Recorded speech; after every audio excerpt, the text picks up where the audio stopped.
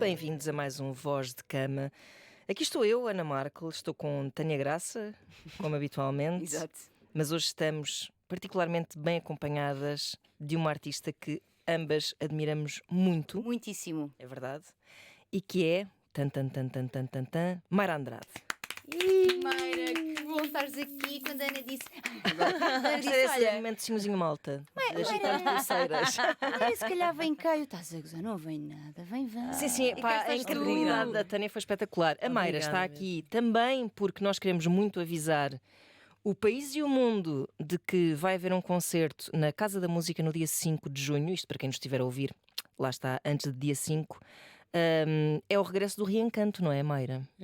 Desse concerto intimista. Sim, o Reencanto tem percorrido aí as estradas desde 2022. Era um projeto que... Eram 4 concertos, eu estava grávida, queria divertir-me sentada numa poltrona.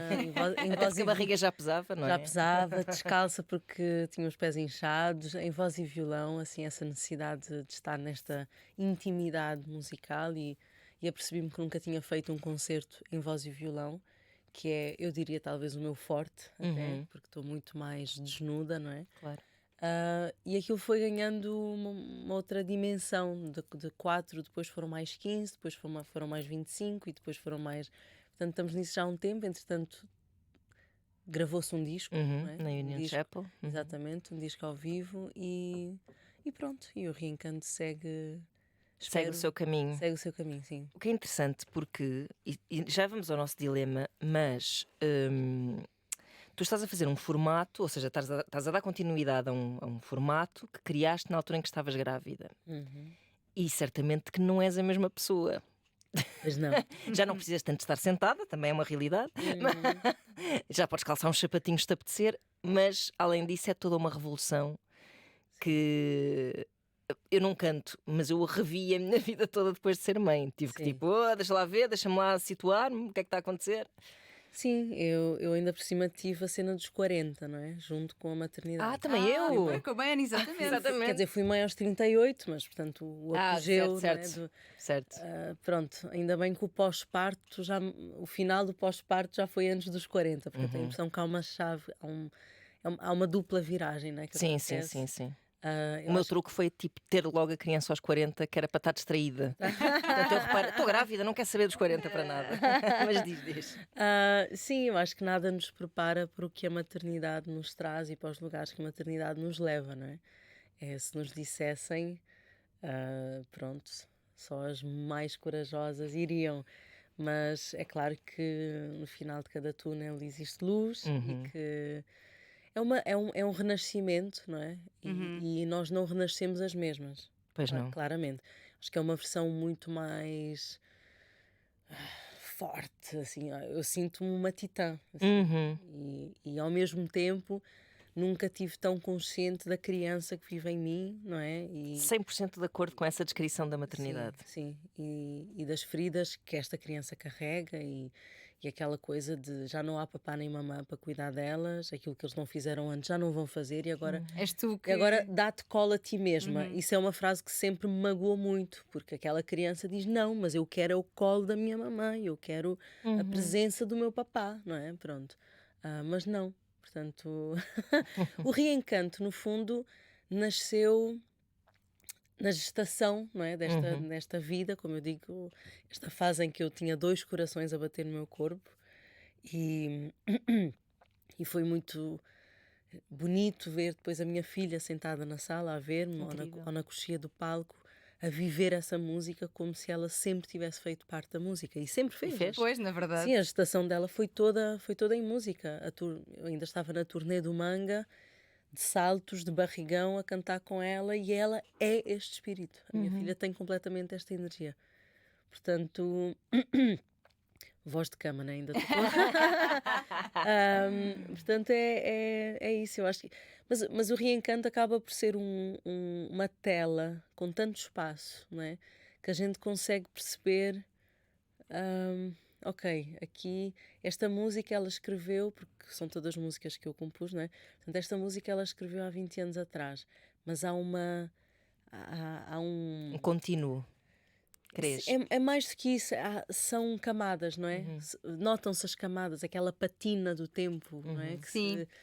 E pronto, eu acho que é muito bonito ter um projeto em que é tão dinâmico, que é tão vivo, é como um Sim, é um organismo organismo vivo, exatamente. É já um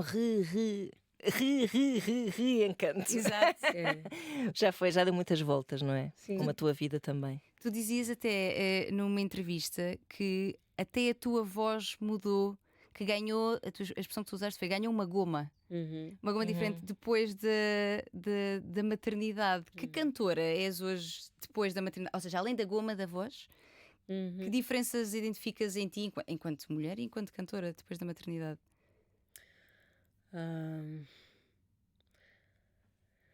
Quando me estavas a fazer a pergunta, a imagem que me vinha era um corpo sem pele. Ou seja, é muito mais. Como é que se diz em português? Isto é uma mulher muito internacional, gente. Esta mulher viaja o mundo todo, ela canta no mundo todo. Ela nasceu em Cuba, depois ela vive em Cabo Verde, depois vai para Paris, depois vai para não sei o que. Mas imagina um corpo humano sem pele. Não é? Parece que fica tudo, não é nem sequer epidérmico, é uma coisa crua, é uma coisa mais visceral. Eu sinto que mais rapidamente acedo a certas emoções. Ok. Porque eu sou estas emoções, sabes? É como se eu caminho carregando tudo isso constantemente e claro, né? Venho aqui com uma certa postura, digamos assim. Claro, mas social, não é? Com o teu social. Mas posso estar no meu quarto a tentar escrever uma coisa e as emoções são tantas que eu nem sei por onde começar. Pronto. Ainda estou nesta fase muito... já vejo a luz muito claramente, não é que já esteja fora do túnel, não é?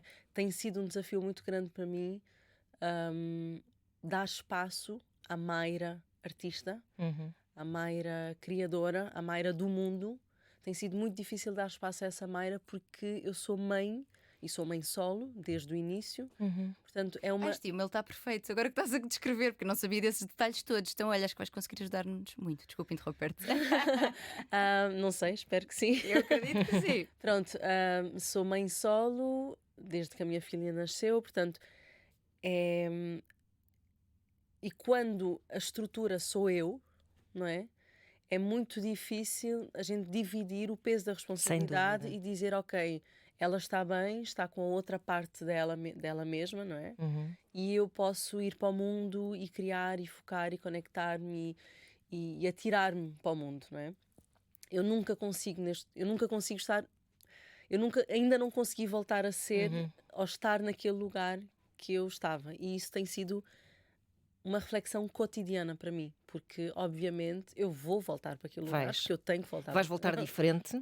Eu posso dizer-te porque já vou com a candeia à frente. O meu filho tem 5 anos e foi muito difícil, o meu pós-parto também, mas esse túnel acho que só há relativamente pouco tempo comecei a ver a luz. Mas é progressivo, ou seja, tu vais-te sentindo cada vez mais confortável e vais-te reencontrando cada vez mais e voltas melhor a um sítio parecido que não é exatamente o mesmo, mas é um sítio até melhor, mais fixe, mais confortável. Mais maduro, não é? Mais maduro, sim, mais confiante, mais... E mais uma coisa que tu já relataste aqui muitas vezes é que consegue relativizar mais as pequenas coisas da vida. Tipo, isto não é assim tão importante, porque há não coisas há tempo, não há energia. Sim, não há. Não há mesmo. Não há sobras.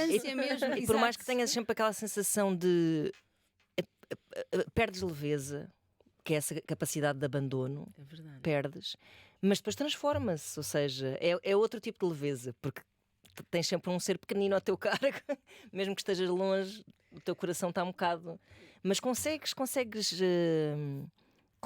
quase ser duas. Sim. Assim tenhas o espaço físico também para ser, que é importante. Eu, por exemplo, fugi agora para o Porto para poder escrever. Por quanto tempo? Foi pouco tempo, por 2 ou 3 dias. Pronto, sim. mas ele também já tem 5 anos. Sim, eu não faria isso há 3 anos, Ela não tem faria 2. isso. Exato, Pois, não faria muito isso. difícil. Se eu fizesse isso, Fazem ia chorar. propostas, exato, Sim. é uma culpa. Uma não é? culpa A horrível. gente sempre sim. culpa quando está, culpa quando não está. Sempre. Sim, Fazem é nome do propostas, meio das mães. Isso tem um peso financeiro também muito grande. Claro, Por exemplo, sim. eu deixo de fazer muita coisa para não estar longe da minha filha. Claro. Eu, se tenho que estar mais do que 6 dias, levo-a comigo.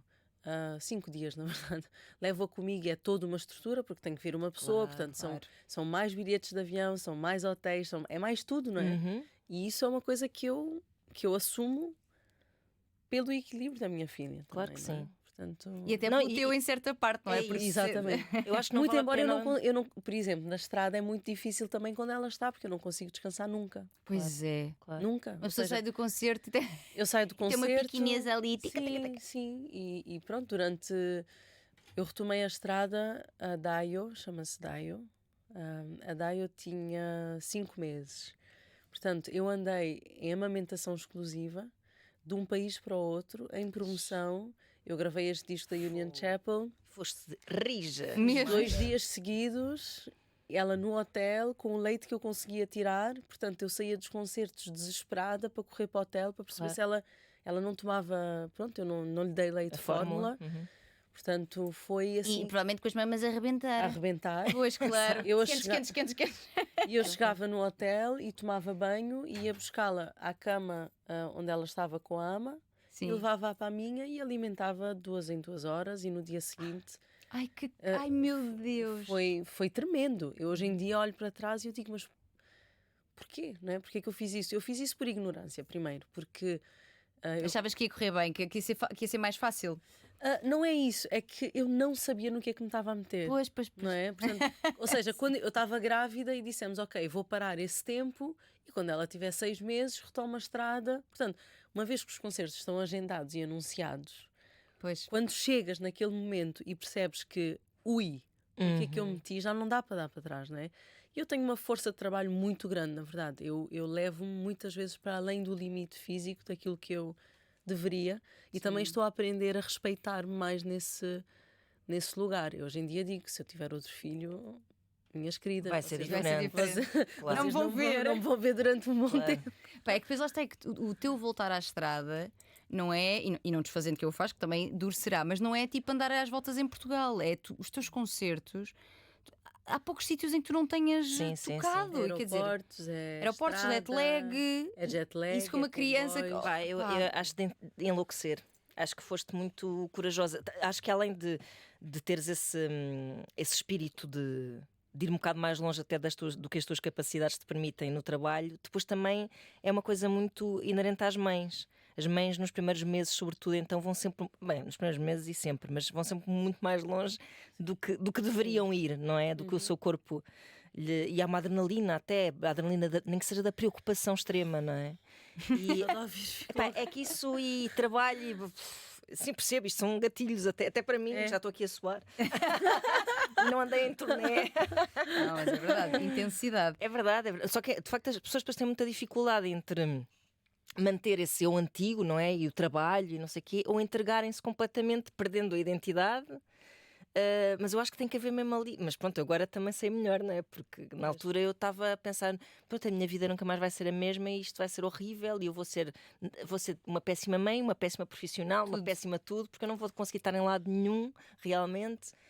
A rodar muitos pratinhos para A dar-nos para ti. E há a cobrança, não é? A cobrança de, ok, quando é que lanças um próximo disco? Pois. Há a cobrança minha comigo mesma, quando é que eu escrevo Tipo, malta, eu já próximo sei que eu quero fazer, não são só vocês que querem. Só que não dão. Mas é um lugar muito desconhecido para mim. Ou seja, eu sei quais são os desafios de fazer discos, porque já fiz, não sei, 5, não sei se foram 5 ou 6, mas agora é a primeira vez que eu vou fazer um disco num setup, ou seja, sim, o Reencanto, mas o Reencanto é um ao vivo. Ou seja, compor, criar, encontrar uma direção quando há tantas coisas íntimas e profundas que estão na minha cara à espera de tratadas ou traduzidas e traduzidas, não é? para a música, sim. Mas ao mesmo tempo, parece-me que isso, a determinado ponto, se calhar logo no início não, mas pode tornar-se uma grande força criativa também, E não é? vai se tornar. Eu imagino que sim, imagino que sim. Bem, eu acho que nós temos aqui muito a dizer à nossa ouvinte, porque... Então vamos a isso, Porque imagina- vozdecama@rtp.pt. Exatamente. Nós estivemos à procura de informações para nos prepararmos e tu és bastante resguardada em relação à tua vida. Ou seja, eu quando escolhi este e-mail, eu não sabia que ia tão ao encontro de coisas que estás aqui a partilhar e que ainda não tinha ouvido. Está mesmo a bater os pontinhos. Então vamos lá. Olá, Taniana. Em primeiro lugar, obrigada pelo trabalho que têm feito ao longo destes anos de Voz de Cama, em que nunca deixei de ouvir um episódio. Mesmo aqueles que não parecem tão para mim, acabam sempre por ser. Tenho 35 anos. Há pouco mais de um ano fui mãe de um menino, que é tudo para mim. Mas desde então a minha vida virou do avesso. Tive uma gravidez desafiante, um filho que chegou num parto difícil e agora um corpo que não reconheço, um ritmo de vida que mal compreendo e uma cabeça que nunca está onde o corpo está. Aí está. Bem, vocês parece que sabiam e não sabiam, gente, que eu trago assim a eles saberem. Voltei há pouco ao trabalho, sou freelancer na área da comunicação. Então podias ser tu, Ana. Pois, pronto. Eu sou freelancer na área da comunicação e, embora adoro o que faço, sinto que perdi o jeito. Não me lembro bem como era a eu de antes. E mesmo que quisesse voltar a essa versão, não tenho tempo. Desde que me separei, lá está. A carga é toda minha. Os dias são uma maratona entre fraldas, comida, birras, tentativas de dormir, trabalho encaixado nas cestas ou depois da meia-noite. Estou a atravessar um divórcio, estivemos juntos 8 anos, construímos uma vida e um projeto de família que honestamente achei que ia durar. Agora estou a recomeçar. Mãe a tempo inteiro, mulher a tempo incerto, profissional a meio gás. Boa definição. É verdade. Ela escreve bem. É verdade. Os meus dias são cheios, mas sinto um vazio. Pá, isto é fogo, isto é quase dar um livro. Mas sinto um vazio. É estranho dizer isto com um filho nos braços, mas é verdade. Sinto que falhei como mulher, como companheira. Nós não sabemos a razão deste divórcio, mas como mulher, como companheira, talvez até como mãe, e não sei como voltar a mim, porque já nem sei quem é esse mim. Pois. Será que isto passa? Como se começa de novo quando tudo à volta ainda grita fim? Beijinhos e obrigada. Que história bem escolhida. É verdade, é verdade. E nem sabia que Incrível. seria tanto, porque à medida que estava-te a ouvir, porque não tinha estes detalhes todos, não é? Foi tipo, Yeah. bem, eu sinto que nós já fomos respondendo a isto. Pois fomos. Já fomos sim, senhor. respondendo, porque há aqui uma questão de identidade. Há um tópico que eu gostava de trazer para este dilema em particular e do qual nós não falamos, até porque se calhar não terá sido o vosso caso. Mas eu acho que não seria demais haver aqui um despiste, ela fazer um despiste de depressão pós-parto. A depressão pós-parto é uma coisa que se tem vindo a falar cada vez mais, mas sempre com bastante tabu, porque, e ela diz isto, como é que eu estou triste com um filho tão lindo nos Que braços? idade é que o filho tem? Ela diz aí. Não tem ainda 2 anos. Não um tem ano 2 e- anos, tem um ano. Sim, exatamente. Tem um ano. Exatamente. Qualquer coisa. Portanto, temos aqui uma janela em que ainda poderá ser, porque a depressão pós-parto acontece, geralmente, lá está, a seguir ao parto. Há mães que o têm até, inclusive, durante a gravidez, e pode durar, ainda mais se não for tratada, pode durar bastante tempo. É uma coisa comum, afeta 1 em cada 5 mulheres, portanto, muito mais comum do que nós Imenso. imaginamos. Pouco falada, lá está, por esta vergonha, por tipo, mas eu não amo o meu filho, E muitas por diagnosticar, a verdade é essa. Precisamente. Eu própria não sei se não andei lá. É isso, nós temos muitos esses relatos de mulheres que contam pós-partos muito duros, eles vão ser sempre desafiantes. Claro. Acho difícil alguém passar só tipo, sabes, Com alegria. em águas calmas. Mas também há. Haverá. Eu acho que muitas vezes as pessoas contam de uma forma mais romantizada do que a coisa aconteceu de facto também. Acho que estamos aqui a contar, vocês estão a contar, não é, da vossa experiência de uma forma muito mais crua. Sim, Mas- porque há esse shaming, né? Essa coisa da Sim. vergonha. A mãe é suposto. Não é? É suposto estar em estado de graça. De graça. Mas ela diz, né, que o filho é tudo para ela, que ela diz isso no início. Portanto, ou seja, eu já conversei com mães que não se identificavam com a criança. Sim. Ou seja, há um desprendimento total, há uma conexão que ainda não se deu, não é? E que às vezes se dá muito mais tarde. Portanto, eu acho que talvez não seja o caso dela, não é? Não, ela conexão tem. Aliás, isso é uma das O coisas. que eu acho é que às vezes se confunde. Bem, há 2 coisas que se confundem, que é aquela história dos baby blues, não é?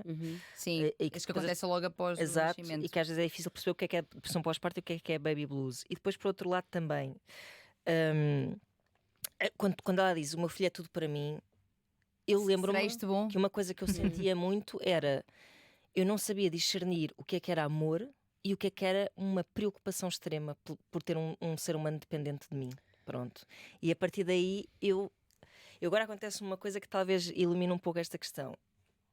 Eu agora vejo fotos e vídeos do meu filho quando era bebê e eu penso assim, fogo, era o Manel, este bebê que está aqui. Na altura eu não sabia que era o Manel, era um bebê. Chamava-se Manel, de facto. Sim. Mas era um bebê que eu não conhecia. E agora eu gostava de voltar atrás e... Já sabendo o que sabes hoje, não é? Percebes? E ter a relação com aquele bebê que eu tenho hoje com o meu filho. Olha, engraçado. Por isso eu acho que estas coisas têm muitas nuances. Eu não tive isso. Eu tenho, ao contrário, a sensação de que a Dayo foi sempre a Dayo. Do momento em que ela saiu de dentro de mim, em que eu a agarrei e ela olhou para mim, 15 minutos depois ela já estava a rir e não eram risinhos de gases, não. Era riso mesmo e foi uma constante, é uma constante e Deus queira que seja sempre uma característica dela e que venha sempre de dentro, não é? Eu tenho o sentimento, quando vejo fotos da Dayo, desculpem. A voz de cama.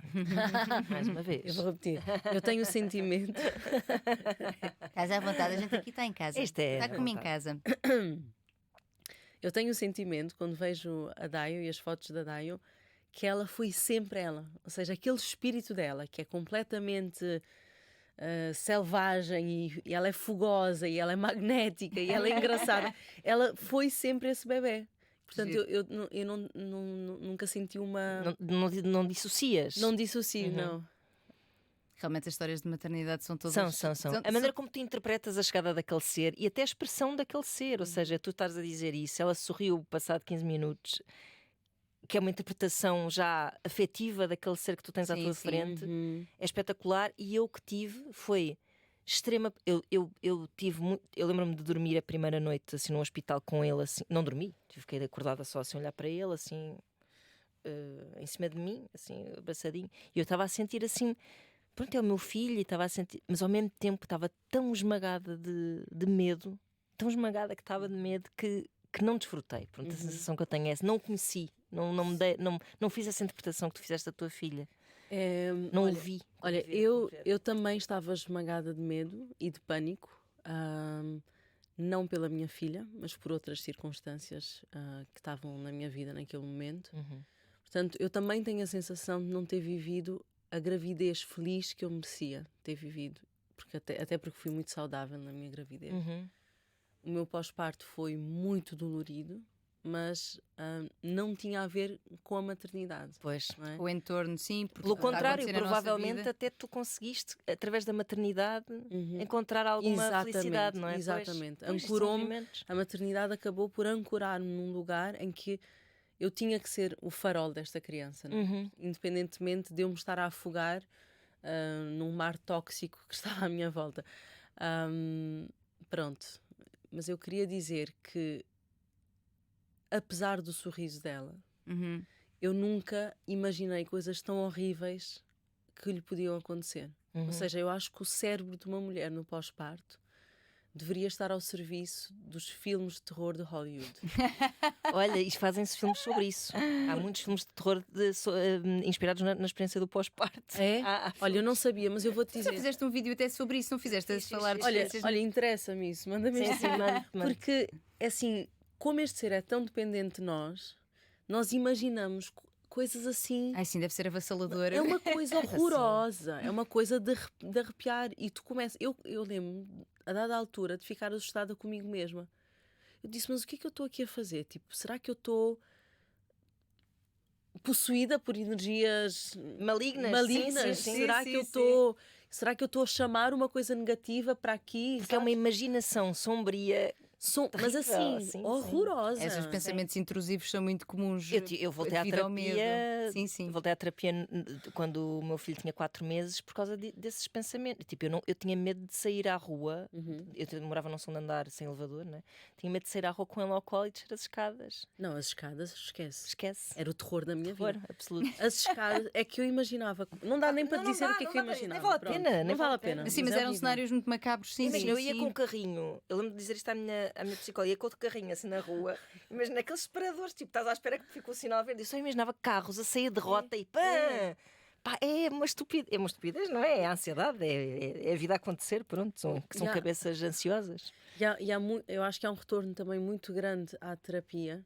Eu fiz umas 2 sessões e a terapeuta dizia-me que muitas mulheres no pós-parto voltavam para tratar da relação com a mãe. Sim. Porque, não é? Ou seja, há tanta coisa que é tão natural nós darmos ao nosso bebê, não é? E depois aquela tal criança volta enfurecida e diz, mas porquê que ela não me deu isso? Exato. Eu não E se tive. calhar até deu quando eu era bebezinha, não é? Sim. Pronto. Mas há é uma grande confusão. É uma viagem do caraças. Porque as carências brotam e às vezes já acompanhei mulheres em que havia até, nesse processo de dar amor ao seu filho, havia uma certa raiva de como é que esta criança tem e eu não tive. Sabes? Quase que entras numa competição mental com o teu filho, que é tipo, tu não tens direito, porque eu também não tive. Enquanto vai dando, atenção, até vai dando. Mas tipo, não, se Mas não assim, tive direito a isto. Exatamente. E até há mulheres que têm ciúmes da forma como as avós tratam os netos. Pô, a mim não me trataste assim, não é? A mim não Esta me coisa de. trataste assim. Porque as avós. Mas isto é. Eu acho que isto. Eu não conheço nenhum estudo sobre isto, mas acho que a experiência empírica das pessoas é muito esta.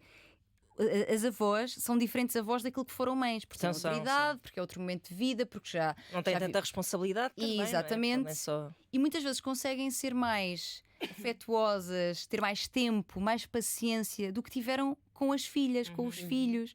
E isso pode ser difícil de assistir, que é tipo, pá, que bom que estás a dar amor ao meu filho, mas eu não tive. Sim, aquele clássico mães zangadas, aquelas mães que estão sempre zangadas, depois são umas avós muito queridas.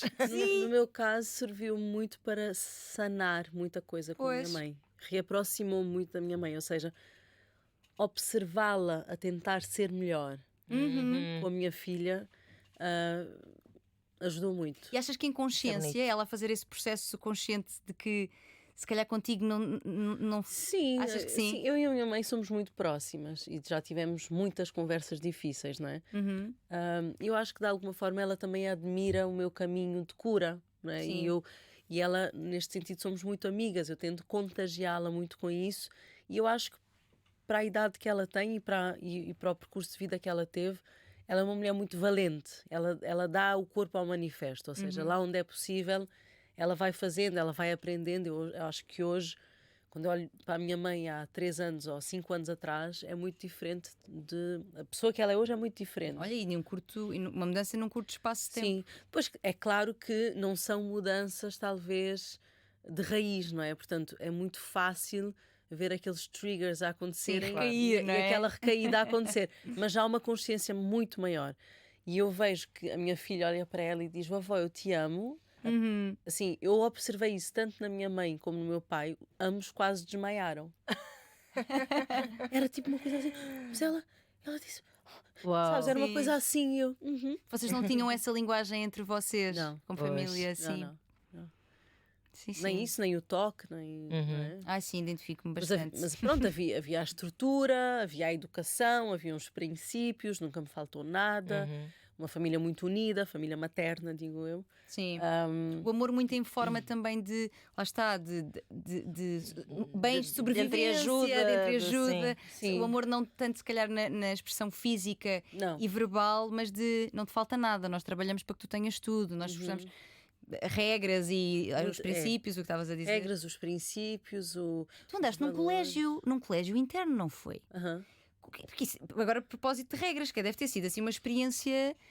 Porque imagino que um colégio interno, ou se calhar isto é só um preconceito de quem não conhece assim tanto colégios internos. Há experiências muito surpreendentes. Eu gostei muito. A sério? Eu gostei muito porque.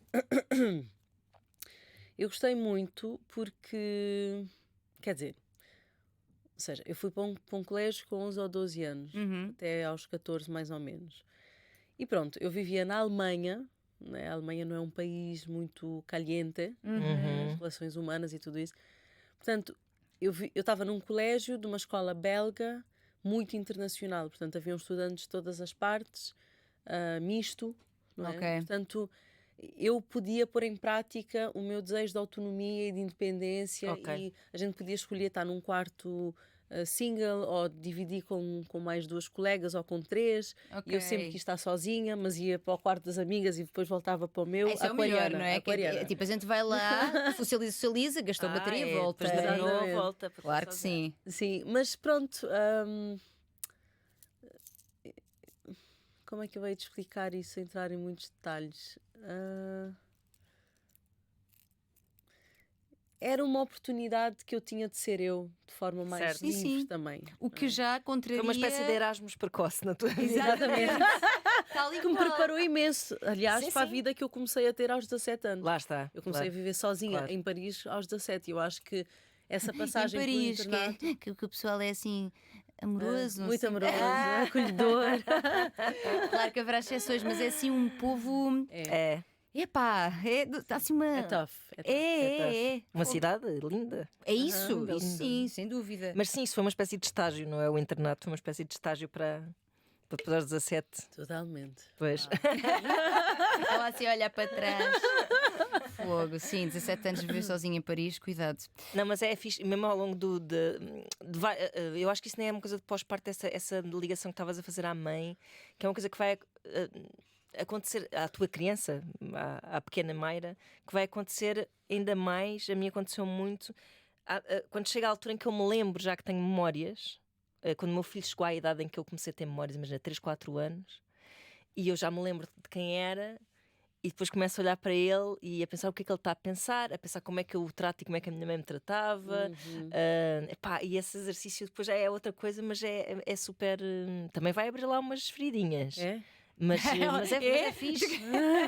Vai, porque tu vai porque já vais lembrar-te, não é? Já vais olhar para a tua filha e lembrar-te de ti com aquela idade e do que é que tu pensavas e sentias. Eu até faço um grande esforço para dizer assim: ele não sou eu. Isso é uma coisa importante. Olha, eu vou-te dizer, eu, desde o dia em que a minha filha nasceu, eu olho para ela e falo com ela como falo convosco. Ou seja, eu tenho muito a consciência de que ela pode ser uma alma muito mais velha do que eu. Embora eu sinta que nasci com uma bastante velhinha, mas eu sinto que a minha filha, se calhar já fomos amigas, se calhar já fomos irmãs, se calhar eu tenho memórias tão antigas de mim, ou seja, com 1 ano e tal, 2 anos. Pois, ainda por cima tu tens eu tenho estas memórias, então eu sei muito bem que aí dentro já existe um mundo. Já estás a sentir isso. E eu vejo que ela às vezes percebe-me quase melhor do que eu a percebo. Daí eu consigo ver as subtilezas das minhas variações e das minhas emoções. E conseguem. Ela vê. Quando são sensíveis. Ela é são esponjas. É incrível. E então ou seja, não é um disco duro vazio até aos 2 ou 3 anos, não. Ou seja, cada dia o despertar, por exemplo, o cuidado que eu tenho com ela quando começo o dia com ela. Cada vez que vou sair de casa, como é que eu sempre falei com ela? É uma criança que nunca chorou ao ver-me sair de casa. Porque tudo o que todas essas coisas que nós não tivemos, porque a geração dos nossos pais quando ela virar a cara, sai e espanca a porta, não é? Sim. Todos aqueles medos, aquela insegurança que isso provoca na criança, eu vejo que ela não tem. Ela há de ter outros traumas, de outros erros que eu vou cometer, não é? Porque, sim, como diz o Van der Ding, temos que dar dinheiro aos terapeutas do futuro. Exatamente. Por favor, nós agradecemos. Não vamos ser mais perfeitas mas há alguns que a gente vai evitando, porque nós temos mais consciência. Sim, evitar aqui a repetição. Sim, a minha mãe e o meu pai dizem que não têm traumas, né? Eu não tenho traumas. É uma geração, enfim, né? É a geração. Exatamente. Deixa-me aqui só, ainda dentro da questão da depressão pós-parto. Eu não sei se nós alguma vez falámos sobre este tema, por acaso, não me lembro. Será que já falámos? Não me lembro. Mas gostava aqui de dizer alguns dos sintomas para que quem está a ouvir talvez possa aqui. Será que sim? Será que isto? Será que não? Então, sinais mais comuns: tristeza persistente, o choro frequente e sem motivo claro. Ou seja, reparem que há aqui coisas que são típicas da depressão em geral, não só da depressão pós-parto. Pronto. Há aqui outras que são mais específicas. A irritabilidade ou sensação de culpa constante. Já sabemos que culpa é nome de meio de mães, mas atenção, onde é que ela vos leva? A perda de interesse nas atividades que antes davam prazer. E atenção que uma coisa é nós não conseguirmos fazê-las e até já nem sabemos bem se gostamos ou não. Outra coisa é nada me encanta. Olha, nada me encanta, nada me interessa, nada me motiva, nada. atenção a isso também. Dificuldade em criar ligação com o bebê, lá está. Isto é uma coisa que eu acho que ter uma expectativa de ligação imediata pode ser desajustada, porque em alguns casos isso não acontece, não é? Estavas a relatar no teu caso. Sim, mas há Ana, casos não de tanto. rejeição. Eu não, pá, eu Sim, estava sim. lá, super lá, Sim, dei sim, muito sim, miminho, muito miminho mesmo. Este pacotinho é meu. Assim, sim, não tive foi assim esta sensação que a Mayra teve, muito particular e que muitas mães têm, que é esta sensação, tipo, eu conheci esta. Sim, já de conheço. encontro. Sim. Foi. Mas ao mesmo. Bom. Sim. Ela vai se lembrando, ela vai se Não, lembrando. é que há coisas que eu não vou partilhar, mas que fariam todo o sentido aqui. No caso. Mas pronto. Mas eu também já assisti, desculpa interromper, Sim, já sim, assisti uma mãe que ela tinha medo de olhar para o filho. Pois. Ela olhava para o filho e ela sentia medo, ela sentia arrepios nas costas, ou seja, era uma coisa de uma. É mais do que não reconhecer a criança. Sim, é mais sim. É uma rejeição. Rejeição. Sim, Sim. Sim, isso são coisas que Sim, precisam sim. de ser... Conheço casos assim também. E isso é claramente uma depressão pós-parto. Sim, que tem que ser visto. Mais coisas também, cansaço extremo sem alívio com descanso, ou seja, por mais que deites, que até tenhas ali umas horinhas para dormir, não consegues, porque estás sempre em super alerta, ou porque... Vai, porque tens aquela sensação de que de repente tens um trabalho que não acaba. Não acaba nunca. E é um bocado, ou não? Tipo, bom, Para agora sempre. são 8 da noite, vou fechar a loja. Não fecha nada. Não acaba Não, pois. nunca, privação de sono, Sim, queda sim. hormonal, Exatamente. a amamentação esvazia-nos de tudo, não é? Também. Sim. Tu fizeste Da uma alma. campanha para Cabo Verde da amamentação. Viste? Que giro. E, fui ouvir o que tu falaste a respeito e achei muito, muito interessante. Foi uma coisa que viveste assim também com a amamentação. Como é que foi o processo? A amamentação. Também há histórias há tudo. Temos aquelas que foi horrível. Olha, eu tive uma mastite. Ana, Ai, uma uma mastite mastite terrível. Outras pessoas que foi uma experiência mágica e de conexão. E há outras que é tipo, pá, mas quer dizer, assim que puto também está-se bem. Não precisas estar aqui mais a chuchar Olha, das minhas mamas. eu adorei amamentar. Pois. Graças Sim. a Deus não tive problemas nenhuns. A minha filha, uma bezerra, assim nasceu e pumas, agarrou-me aquilo. Quando tirou a boca já estava em sangue. Ai, Jesus! Isso aconteceu-me também. Logo a seguir ao Mesmo parto, foi. bezerra, assim, chegou. Pois. Ela mamou, portanto, eu amamentei 1 ano e meio Há bastante tempo. E em tour. Ai, mulher. e em tour. Jesus. Claro que aos 9 meses, 9, 10 meses, ela começou a comer outras coisas. Normalmente é mais cedo, mas pronto, ela estava com um peso, ela era Estava um pequeno ótima, Buda, estava pois. ótima. E ela é grande. Uhum. E portanto, eu adorei, eu parei de amamentar porque ela já não queria. Ok. Eu lembro-me de eu grávida, deitada no Instagram, a ver aqueles vídeos de aquela cerimónia da última mamada, Sim. basicamente, e das mães a chorarem, e das crianças a chorarem, daquele luto. E eu via para aquilo e chorava. E eu sofri o luto de parar a amamentação por correspondência. Sim. Não é? Por Antecipação a ver outras experiências. Mas a minha foi, tipo, ela já era crescida, ela disse, ela já não queria do biberão, e hoje em dia nós temos essa brincadeira em que eu chego em casa, levanto a t-shirt e digo, maminha!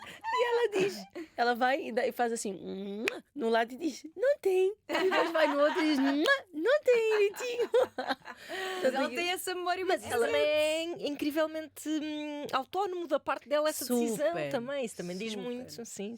que bom, foi que processo bonito. Tu é que ficaste assim, o quê? Não quero! Eu tenho saudades. As mamas excelentes que tinham aqui tanto leitinho para ti. Eu tenho saudades. E ela, por exemplo, ainda ontem eu disse para ela dar um chupinho, só que ela tem a boca cheia de dentes. E então eu digo sem dentes. Então ela vai outra vez e tenta fazer sem os dentinhos, mas esses dentes são super afiados, não é? Pois é, credo, Nossa Senhora. Pode imaginar. Há mulheres que sentem uma perda de autonomia e independência sobre o seu corpo e tu não tens nada dessa experiência. Estavas super, sei lá, em dádiva, não é? Tipo, toma as minhas Assim, mamas. é claro que enquanto foi exclusivo, foi tremendo, Mas não é? claro, 2 em 2 horas estavas a descrever. Ou seja, depois de eu concertos. chegava à praia, eu lembro que em Cabo Verde tinham, por exemplo, trabalhar e ficava uns dias de férias, depois dizia, olha, fica com a bebé que eu vou dar um mergulho. Chegava lá, meia hora depois ligavam-me, olha, acho que ela está com fome. E eu tipo, sabes, tipo, voltar para casa. Sim. Yeah. Não, aquilo é... Intensidade. Sentes que estás com uma coleira, né? Não consegues ir a mais de 100 Sim. metros. É verdade. Essa é uma excelente descrição. Últimos sintomas assim destes assim mais relatados: alterações no apetite ou no sono. E aqui, atenção, não estamos a falar de privação de sono devido à amamentação ou ao trabalho que estamos a ter. É mesmo insónias ou sono excessivo. É uma coisa assim e que não está meio descontrolado. Sensação de inadequação ou de ser má mãe, mas assim uma coisa forte. Eu sei que provavelmente há pessoas que estão a ouvir, mulheres que estão a ouvir e pensar, pá, mas eu senti isso muitas vezes, não é? Vocês próprias estavam aqui a descrever, mas dando um nível de intensidade e continuidade que se torna demasiado, é um peso demasiado pesado. Claro. E por último, pensamentos negativos recorrentes, incluindo ideias de autolesão ou de fuga. Pois para aí não fui. Pois, de autolesão, ou seja, de te magoares a ti, não é? Sim, Ou de fuga, que é tipo, eu vou deixar. Pá, eu ia dizer isto em piada, mas nem dá para dizer piada, mas sei lá, vou deixar a criança aqui e vou-me embora. Não, eu lembro-me que a primeira pessoa, isto até ficou assim quase um marco histórico a falar de depressão pós-parto, foi uma atriz, que era a Brooke Shields, que disse na Oprah, se não estou em erro. E ela fez descrições terríveis das coisas que pensava. Sim. Inclusive é que tinha vontade de pegar na criança e atirá-la contra a parede. Sim, fazer mal ao bebê. Sim, que não está aí relatado, Não, provavelmente até por pudor, porque eu acho que isto é uma coisa que acontece também em casos severos de depressão pós-parto. Sim, acredito que sim. sim, Acredito que sim. sim. Nunca acompanhei um caso que o visse, Sim, eu acredito, porque a nossa mente pode ir para sítios horríveis. sim, horrível. Muito escuros mesmo. E em qualquer fase da vida e em depressões que não sejam necessariamente depressões pós-parto, podem ir para sítios muito escuros, e aqui não é exceção. Pois. Ou seja, o facto de haver um ser dependente de ti não afasta totalmente a possibilidade dessa obscuridade. Claro. Não afasta mesmo. Portanto, não afasta que a malta passa por estas coisas. Eu acho que até reforça, não é? Pois, eu diria exato. que sim. Eu também Até diria que sim, pelos sim. medos, porque é como Pela pressão. a tua vida está em extensão. E porque fisicamente fisicamente estás a dar muito mais do que alguma vez deste na tua vida também. E isso para o cérebro também. Eu lembro-me que fui percebendo o impacto que a privação de sono tinha em mim. Eu achava que era só tipo, pronto, estou cansada. Não, eu de repente começava, sei lá, a odiar-me, a ter vontade de chorar por tudo e por nada. E depois começava a pensar, mas hoje só dormi 2 horas, pronto. Eu acho E que ontem também. Sim. nós estamos a viver em sociedades que não estão organizadas Não para estão. a maternidade. Ah, não é? sim, aí sem está a dúvida. grande questão. Ou seja, culturas ancestrais, não é? A mãe tinha um bebé, não fazia absolutamente nada e era cuidado, ou seja, Sim. havia quem cuidasse do bebé, nomeadamente da Exatamente. mãe, e havia quem cuidasse da Da mãe. mãe. É a aldeia, não é? A aldeia, essa aldeia ela é fundamental. Tu Portanto, tiveste essa aldeia? olha, eu tive sim, tive a minha mãe, tive a minha irmã por perto, tive amigas muito importantes por perto, mas é claro que, na verdade, é uma mentalidade, não é... Ou seja, eu tive estrutura, tive apoio, mas não tive aquela coisa de que dizem-te não durante um mês, Claro. tu tens que ficar deitada e a beber coisinhas sim, quentes, sim, e claro. é tipo, levanta-te e cuida do teu filho, Uhum. ou da tua filha, Sim, pronto, sim, sim. Ou seja, tu és também julgada como mãe. Sim, Há um julgamento muito grande. Epá, se eu fiz, porque é que tu não consegues fazer? Sim, não é? sim. Pois. Há essa dureza. Portanto, eu tive estrutura, tive apoio dentro do que é a mentalidade e a cultura na qual eu fui criada. Uhum. Sim, sim. Não é? Não é como na Ásia, em que há países em que há tipo... Não é só na Ásia, e há países africanos também. A mãe Sim, mesmo não faz... indígenas. Sim. Não, ou seja, há um cuidado com a mulher, não é? Há essa consciência de que a ferida aberta que fica dentro do corpo da mulher, se nós tivéssemos, há muito essa coisa, se nós tivéssemos aquela ferida que fica no útero, se estivesse visível, toda a gente dizia-nos, não, deita-te e não faças Claro. nada. É verdade. Claro. Mas como ela não está visível, não é? Bem, como vives numa cultura de capitalismo e produtividade constante também, não é? Eu acho que é por isso que as mulheres têm, ou seja, tanta depressão. É esse conflito. É esse conflito. É porque não... É verdade. Ou seja, o nosso ser animal precisa de uma coisa e o que nos é impingido é o Sim, oposto. sim, Portanto, sim. é uma violência que chega...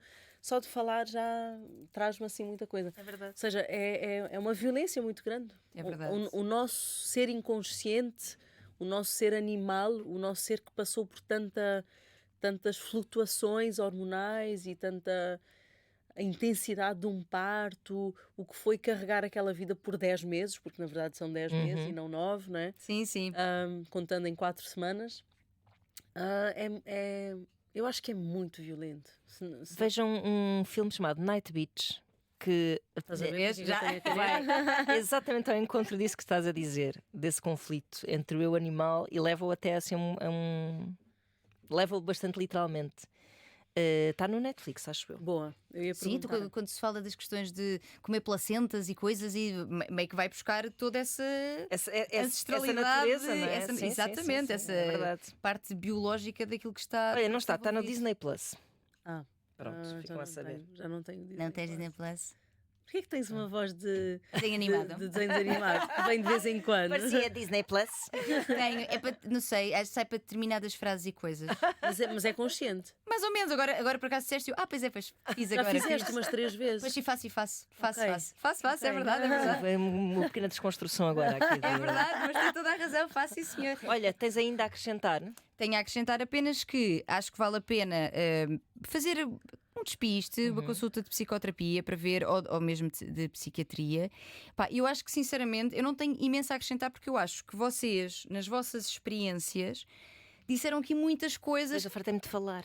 Mas que eu acho que foram muito. Não, acho que foi super útil. Obrigada, Mayra, também pela generosidade das tuas partilhas, porque eu acho que ela está aqui a falar de recomeçar, lá está, de reconstrução, de quem sou eu, de alterações de identidade. E eu acho que os vossos exemplos ilustraram muito bem a esperança de que há luz ao fundo do túnel. Isto é um processo de longo, exatamente. Doloroso, prazeroso, mas doloroso também. Exatamente. As duas coisas de ao mesmo tempo. não é? É como se estivéssemos a viver uma gestação de nós próprios. Exato. Um luto e uma gestação. Um renascimento, exato. E acho que as vossas partilhas ilustraram aqui muito bem esta esperança que, claro, e por isso é que eu falo aqui da psicoterapia, é importante não só a esperança, porque uma pessoa se estiver em depressão não tem. O próprio cérebro e as conexões químicas que lá estão a acontecer ou não acontecer não permitem. Não. Mas acho que ficaram aqui com ótimos exemplos do que é que pode ser, até porque tu tens uma linguagem muito, assim, muito espiritual e mística. Eu acho, na forma como relatas, muito poética, na forma como relatas a experiência. Eu acho que isso acrescenta aqui valor bastante dúvida. Mesmo. Obrigada. Olha, foi uma conversa muito, muito linda. Vou só relembrar que dia 5 de junho a Mayra está na Casa da Música com o Reencanto. Queres dizer-nos mais alguma coisa sobre projetos para o futuro? Não. Um concerto certamente Eu sei, mágico, vai ser esse disco que depois te vai sair daí dessas entranhas ansiosas por botar cá para fora toda esta experiência de que nós falámos aqui. Ao longo deste magnífico episódio. Obrigada, Mayra, pelas tuas partilhas. Muito obrigada mesmo. E nós estaremos de volta para a semana, vozdecama@rtp.pt. Continuem a mandar-vos, a mandar-nos os vossos mails. Fiquei tonta até com esta conversa. Beijinhos, até para a semana. Beijos! Beijos.